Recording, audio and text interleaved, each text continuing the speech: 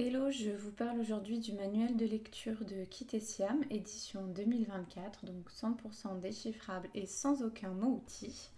Donc, on remarque que par rapport à l'édition précédente et à beaucoup d'ouvrages du commerce, la couverture est très épaisse. Elle est cartonnée, donc quelque chose d'assez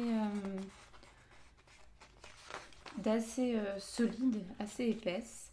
Alors, on commence bien sûr par un sommaire, donc avec les différentes périodes de l'année. Et puis, la liste des pictogrammes qui seront présents dans le manuel également.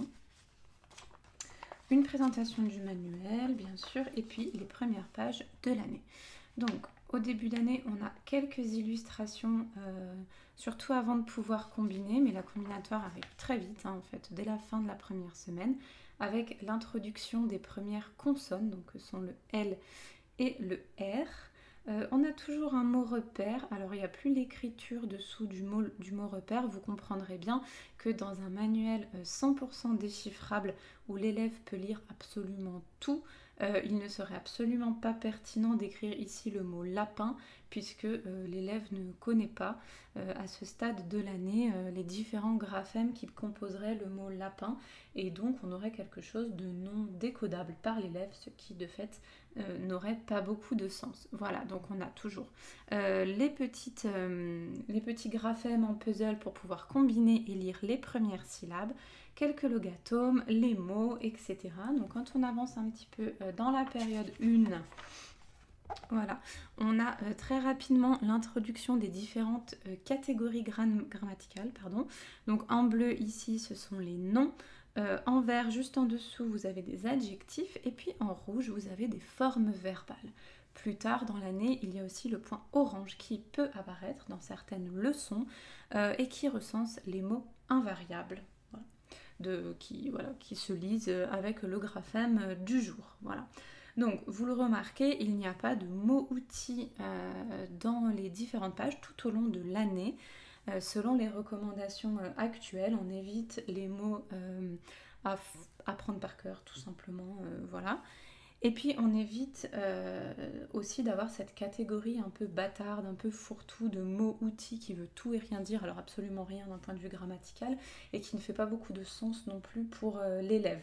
Bien sûr, ça ne signifie pas qu'il n'y a pas du tout de mots invariables, comme je vous le disais dans la méthode. Ils existent, ils sont là, mais ils sont introduits quand ils sont entièrement décodables par l'élève.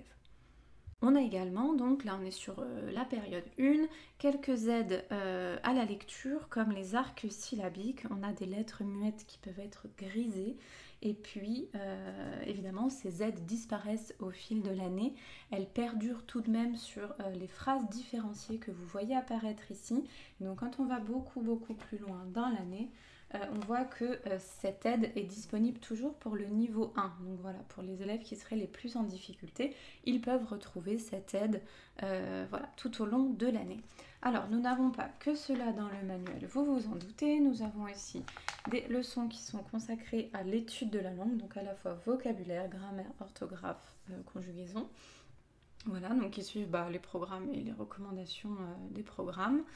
Vous avez également de la lecture différenciée, donc c'est un même texte qui est décomposé entre guillemets, ou du moins qui est réécrit plutôt, selon 3 niveaux de difficulté. Alors nous avons fait le choix de proposer le même texte pour les 3 niveaux, mais qui va être écrit de façon différente. Donc évidemment sur le niveau 1, on est sur quelque chose généralement de plus court, de plus simple. Et inversement, sur le niveau 3, on va avoir un apport en vocabulaire un petit peu plus dense, on va avoir une quantité de phrases plus importante aussi. Mais on a fait ce choix-là parce que souvent dans les manuels, on a plutôt le début de l'histoire, le milieu de l'histoire et la fin de l'histoire. Ceci nous embête beaucoup parce que dans notre fonctionnement, le fonctionnement qu'on propose par exemple donc, en atelier, les élèves du groupe 1, ils ne lisent que ce texte puisque c'est compliqué pour eux de lire le reste.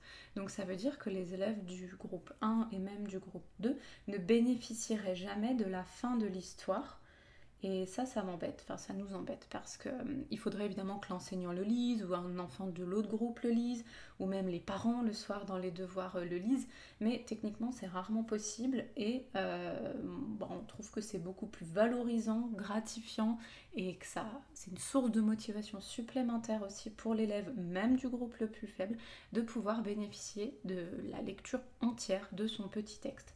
Évidemment, ça aussi, ça évolue dans l'année puisque vous allez avoir des textes de plus en plus longs avec même des épisodes. Donc là, par exemple, c'est le niveau 1, mais vous avez le même texte en niveau 2 et toujours en niveau 3, voilà, qui est de plus en plus long, etc.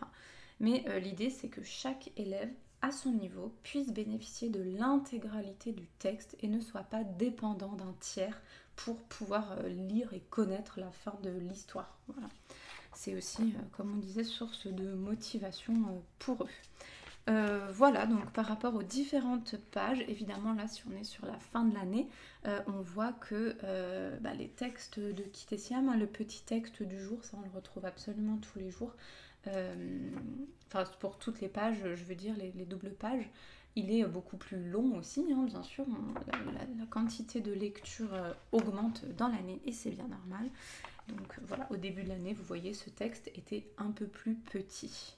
Je vous parlais d'un exemple tout à l'heure donc où les mots outils, plutôt les mots invariables, hein, si on voulait être tout à fait juste, apparaissent parfois dans le manuel, évidemment avec le point orange. C'est le cas ici par exemple dans cette leçon sur l'ordre alphabétique où les mots invariables eh bien, sont repérables facilement par le point orange, comme je le disais, et voilà, au même titre que les noms, les adjectifs et les formes verbales.